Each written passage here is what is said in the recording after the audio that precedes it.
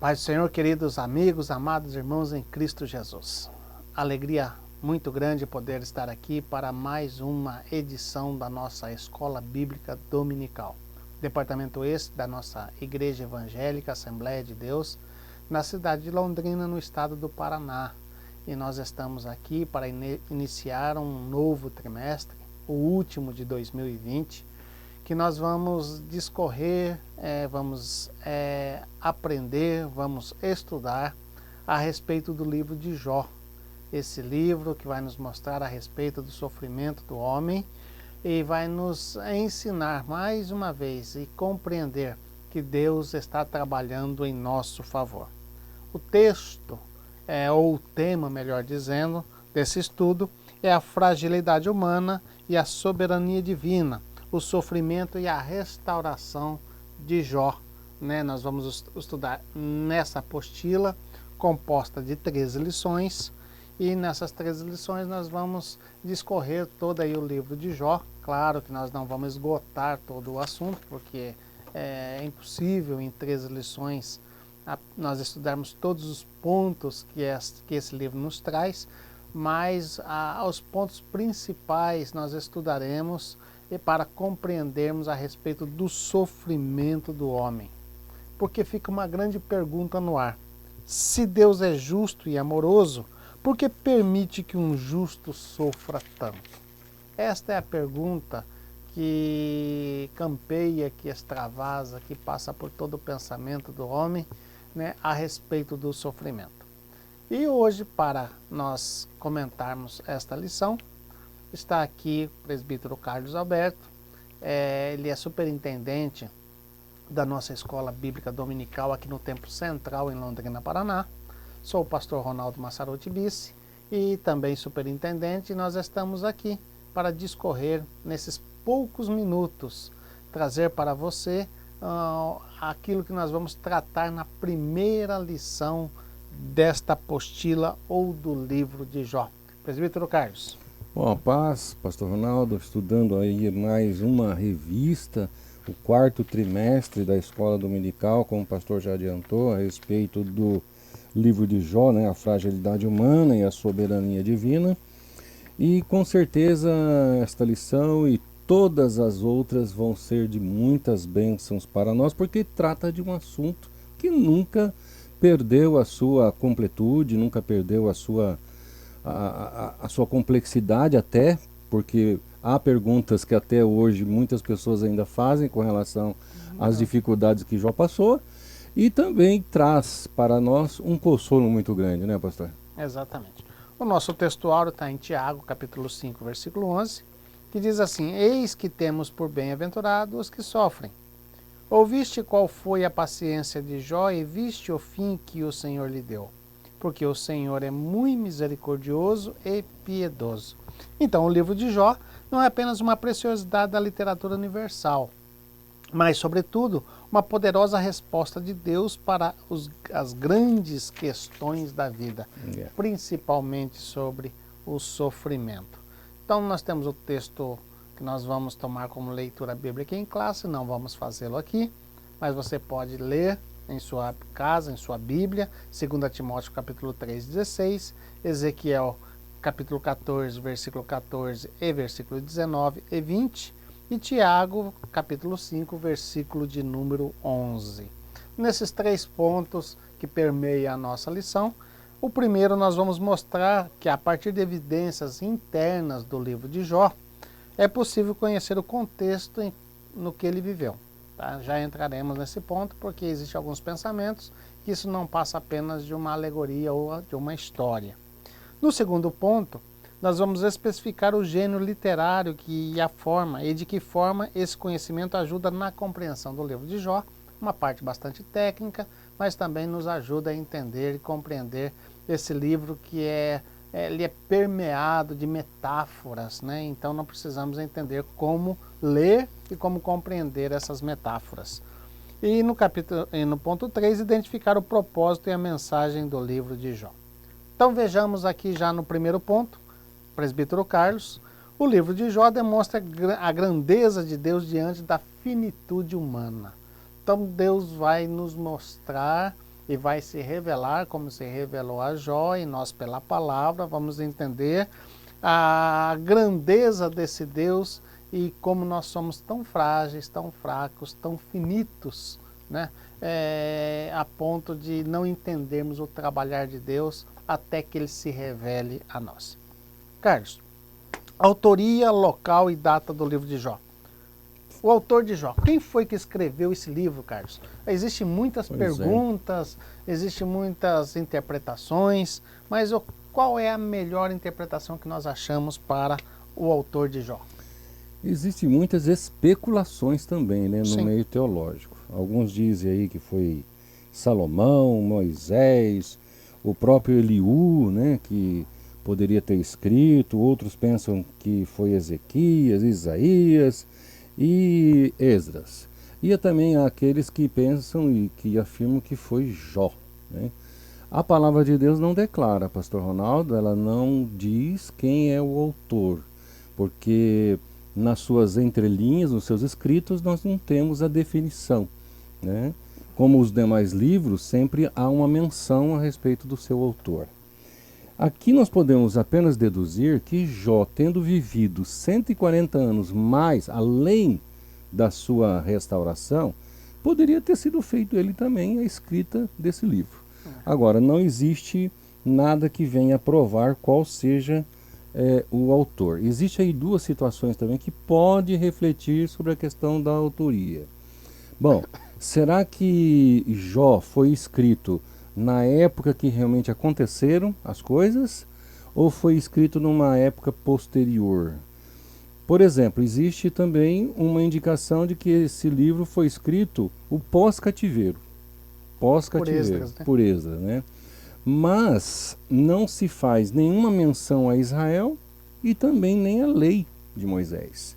Então, dificilmente, claro que ele poderia sim contar uma história, como que parafraseando, uma história verídica, evidente, para consolo daquelas pessoas que retornaram do cativeiro.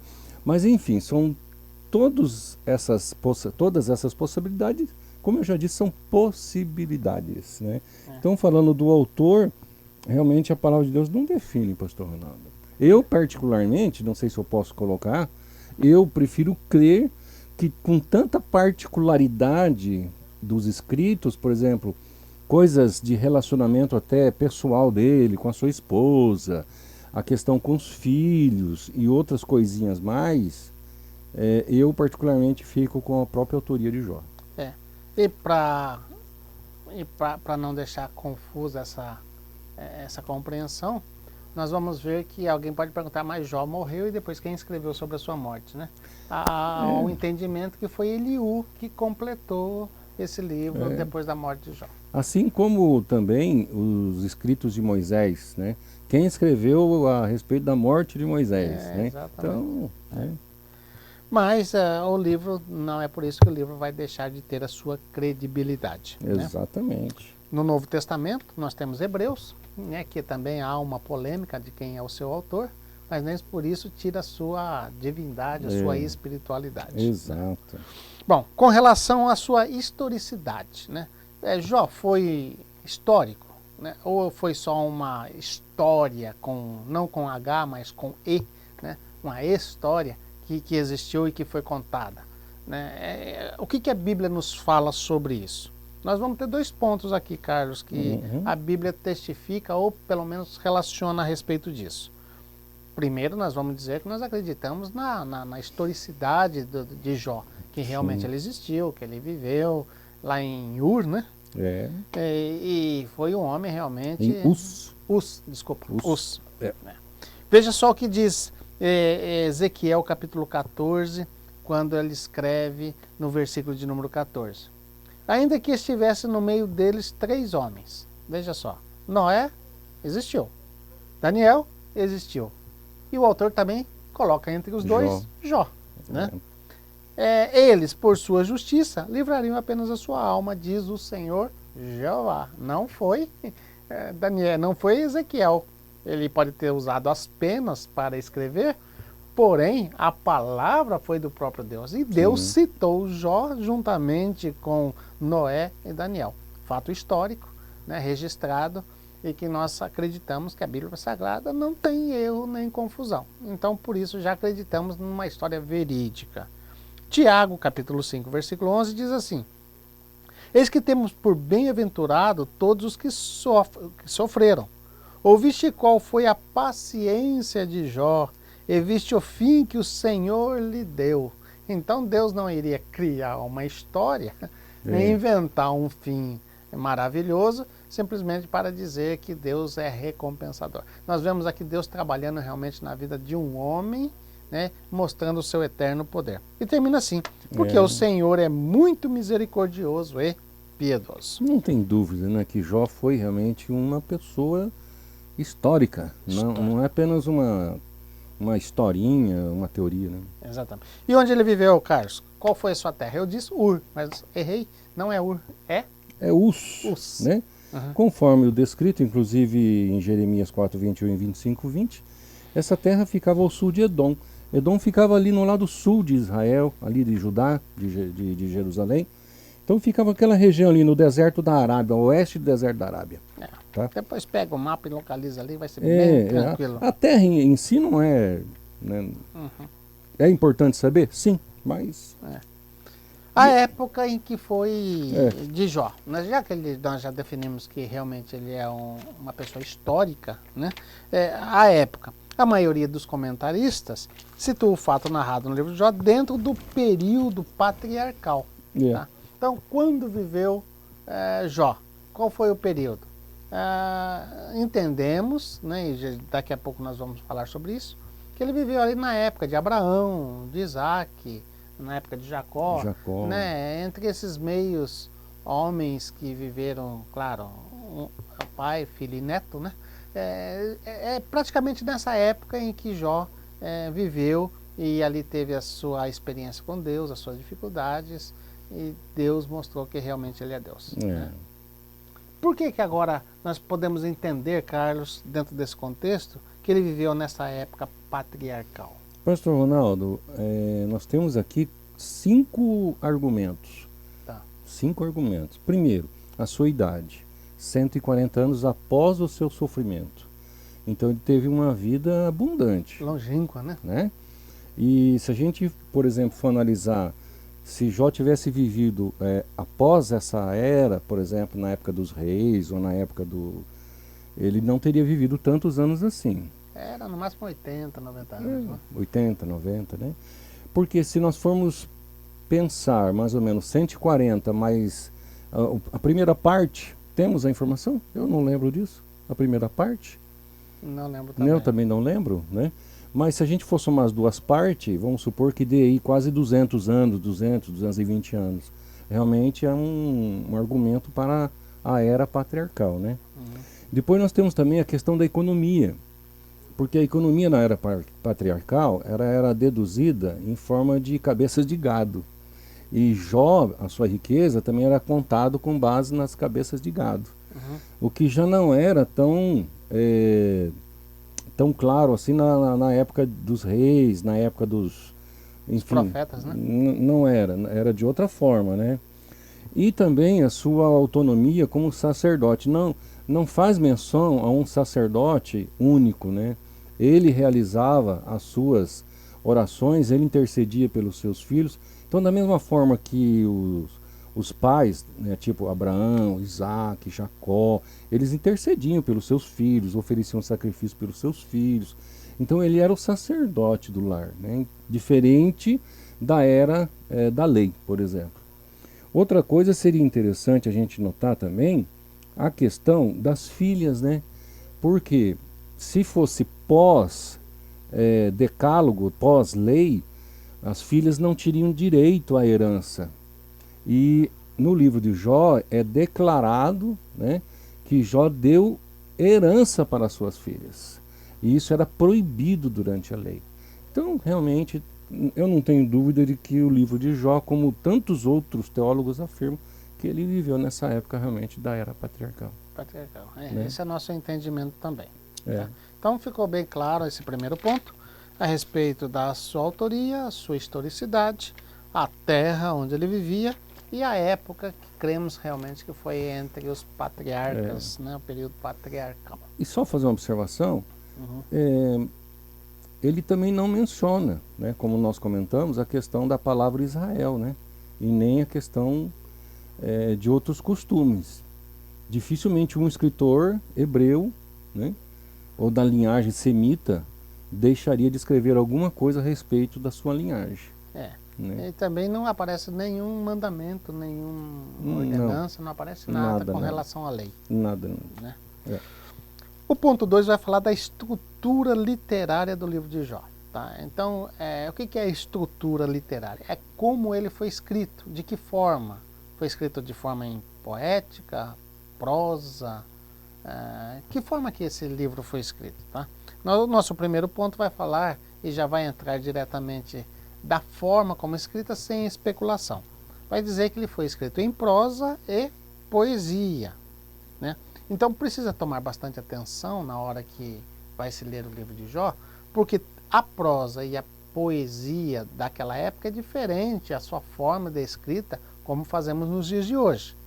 Veja bem, o leitor que deseja ler o livro precisa dar-se conta de que diante dele há uma obra de natureza poética. Isso não torna o livro de Jó menos inspirado que outros livros da Bíblia, mas revela que ele pertence a um diferente gênero literário. Tá? Então veja só, Jó precisa ser lido desta forma, como prosa e como poesia. De que forma que é isso, Carlos? Diz aí o nosso texto. O texto é uma combinação de prosa, poesia, prosa, nesta ordem. Então, quando você for ler esse livro, você vai pegar a combinação, vai ler ele na forma de prosa, na sequência você tem uma poesia tratada sobre o assunto e que depois volta na prosa novamente. Tá? Ele está literalmente organizado desta forma. Tá? Sempre prosa, poesia, prosa. Uma prosa longa, uma curta e longa, tá? Dessa forma, e com metáforas, né? Exemplificações, tentando mostrar uma realidade comparando com outra forma ou outro objeto ou um animal e assim por diante, né? Para tentar mostrar, tentar falar a respeito daquilo que estava acontecendo. Isso aqui parece um pouquinho difícil agora, mas na medida em que se for estudando as lições que veremos a seguir, vai ficar fácil o entendimento e a compreensão deste livro. Tá? Quer falar alguma coisa sobre isso? Não, sobre prosa, poesia e prosa? Não, só citar uma referência aqui, por Sim. exemplo, em Jó, capítulo 42, que o próprio autor cita, né? Ele cita lá o versículo 7, eu vou começar aqui no versículo 2, né? Ele tem essa estrutura, bem sei que tudo podes, e nenhum dos teus planos pode ser frustrado. Quem é aquele, como disseste, que sem conhecimento encobre o conselho? Então, ele tem essa estrutura realmente de poesia e prosa. Uhum. E isso, vamos reforçar, que o pastor Ronaldo já disse, não tira a inspiração, não deixa o livro de Jó menor do que os outros, né? Como é que é a organização desse livro, Carlos? O autor diz assim, ó, no texto em prosa, há a seguinte organização, um monólogo feito por Jó, ou seja, o que é monólogo? É a estrutura inicial, é a introdução que é feita. E é uma pessoa só falando. Tá? Monólogo é um fala, é mono. É mono, é um só. Um só fala. Né? Tá. 3 ciclos de diálogos entre Jó e seus amigos, Elifaz, Bildade e Zofar, ou seja, diálogo dele com Elifaz, depois com Bildade, depois com Zofar. 4 outros discursos de um quarto amigo jovem, Eliú, seguido pela revelação de Deus. Então essa é a organização. Ele manifesta o seu poder e graça, na revelação onde Deus manifesta o seu poder e graça, e finalmente a humilhação de Jó diante da revelação. Então, monólogo, só Jó fala, e depois nós temos os diálogos com os seus 3, e depois com seus 3 amigos, e depois com Eliú também. E esse diálogo, ele não mistura personagens, tá? Sempre Jó conversa com uma pessoa que ele lhe dá uma resposta. Depois ele conversa com outro amigo, esse amigo lhe dá uma resposta. Isso. E assim por diante. Não existe interferência dos outros. Exatamente. Né? Tá? Então é interessante prestar atenção também na forma como está organizado o livro. As figuras de linguagem, como nós falamos, né, que ela é muito rica em metáfora. Né? O que é uma metáfora? Esse recurso estilístico é usado pelo autor bíblico quando ele quer dar mais expressividade e vivacidade no texto. Tá? Por exemplo, aqui, o autor almeja que em seu texto seja colorido ao invés de preto e branco. Dá mais ênfase, né? Dê mais ênfase, né? Traz uma realidade um pouco mais abundante daquilo que ele quer tratar. Tá? Jó, por exemplo, usa a figura do vai e vem do tecelão para demonstrar a brevidade da sua vida. Tá? Ele usa também como metáfora para explicar algumas coisas que lhe acontecem, como a nuvem, a sombra, a corrida, a águia, uma flor. Então ele vai usar esses objetos, essas coisas, para mostrar a realidade daquilo que ele está vivendo. Nós temos muita metáfora também no livro de Apocalipse. Né? Quando você começa a estudar Apocalipse, que você vê lá um animal com 10 chifres, né? Se torna até difícil de entender aquele personagem, mas são metáforas para tentar explicar uma realidade. Exato. Tá? Ponto 3, para nós encerrarmos aqui essa rápida lição, a natureza e a mensagem do livro de Jó, Carlos. Pois é, pastor, aqui nós temos 3 pontos, né? 3 pontos.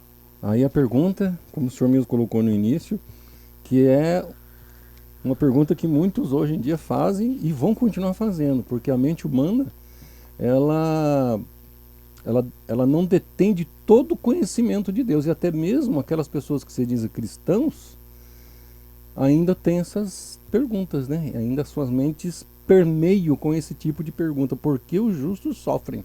Né? Então nós temos o autor dizendo aqui que algumas das questões mais importantes levantadas no livro de Jó são eminentemente de natureza teológica e filosófica. Por quê? A questão do sofrimento do inocente é a principal delas. Por que sofre o justo? Ou ainda, por que os ímpios prosperam? Isso nós vamos ver também, posteriormente, lá no livro de Salmos. Principalmente no Salmo número 73. É isso, com Asaf, né? O Asaf. salmista Asaf. Onde ele também entra nessa complexidade de querer saber por que o justo sofre e os ímpios se sobressaem muitas vezes, né? E ao longo de tantos anos, ao longo de tantas eras, tantas épocas, como o autor coloca aqui, isso tem, muitos filósofos têm procurado dar explicações para esse dilema humano, né? No contexto de Jó, a ideia de que prevalece é de que somente os maus sofriam. Na época, inclusive, a gente nota que não é somente entre nessa época, mas até mesmo na época da lei, né? Isso aí foi algo tão crescente, inclusive na época de Jesus, que perguntaram para Jesus: por que este sofre? É por causa do pecado dele ou por causa dos pecados dos pais, né? Então isso aí é uma cultura, isso é uma tradição muito antiga, de que a pessoa sofria porque tinha algum problema, algum pecado. Hoje nós vemos também algumas doutrinas heréticas de algumas instituições religiosas dizendo que o crente não pode passar por dificuldades, né? Nós sabemos pela palavra de Deus que as dificuldades fazem parte da vida humana e que também Deus pode, como aconteceu na vida de Jó, provar a fé do seu justo através de algumas situações não tão boas assim. Então ele coloca aqui também que nesse aspecto, ao longo dos seus 42 capítulos, o autor procura demonstrar um novo olhar sobre essa questão. Então, até mesmo Jó, ele não entendia o porquê, ele se colocava diante de Deus fazendo as perguntas, porque ele não se julgava um pecador, então ele não aceitava a questão dos seus opositores, ao ponto deles falarem que ele tinha algum problema, algum pecado, e nesse meio termo, os amigos acusavam, ele se defendia, e Deus olhando todo esse plano, né, lá de cima.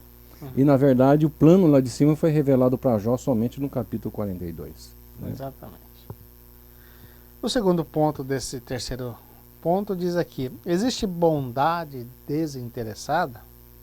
Para muitas pessoas, qualquer prática religiosa não passa de barganha. Tá? Alguém que pensa, não, é religioso porque vai lá, não toma lá da cá. Né? Ele está na igreja porque ele dá alguma coisa para receber algo em troca. Tá? Era essa a tese do diabo, né? Quando ele atacou Jó. Né? Ele falou, ele tem tudo, Deus né? pergunta para Satanás, viste o meu servo Jó? Né? Fala, claro que ele tem. Você dá tudo para ele, né? Ele não vai te servir? É o toma lá da cá. Né? Existem pessoas desinteressadas ou uma bondade desinteressada? Eu creio que sim. Jó era um dos homens agraciados com muitos bens, né? Com uma família formidável, né? Cercado de muitos amigos, gozava de boa saúde. Né? Nessas condições, como diz o próprio Satanás, qualquer um pode servir, ser devoto, te louvar, cantar. Né? E aí ele vai apostar que se tirasse de tudo de Jó, ele iria blasfemar contra Deus. É o toma lá da cá. Tá?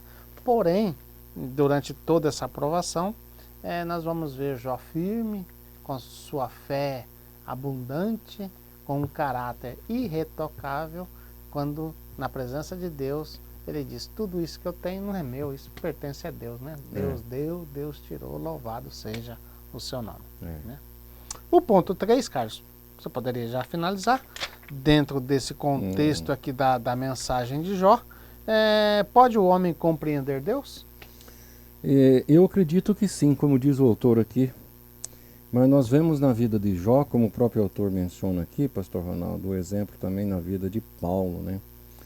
Jó era uma pessoa, como o senhor mesmo disse, uma pessoa justa, né? Vamos dizer assim, aos seus próprios olhos, ele não tinha nenhuma transgressão, ele era um homem, o próprio Deus declarou que ele era justo, né? O próprio Deus declarou. Mantinha sua firmeza, mantinha os seus cumprimentos, os seus compromissos, ou seja, Jó não tinha nada que pudesse desabonar Jó, mas carecia de um encontro com Deus, carecia de uma revelação especial. E nós vemos na vida de Jó, como o autor disse aqui, que essa revelação divina, que a mesma causa impacto não somente na vida de Jó, de Paulo, em todo ser humano, né?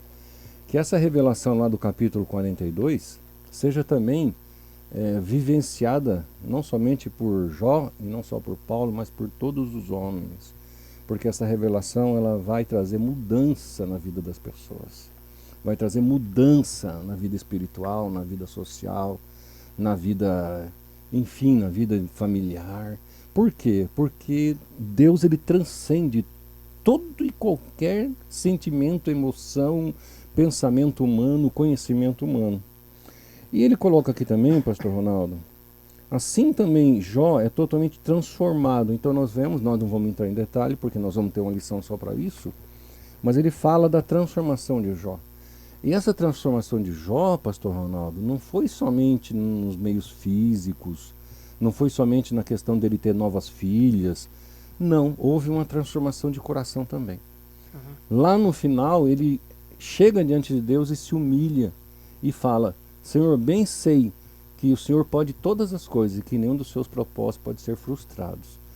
Jó, ele não pecou, mas ele só sabia se defender.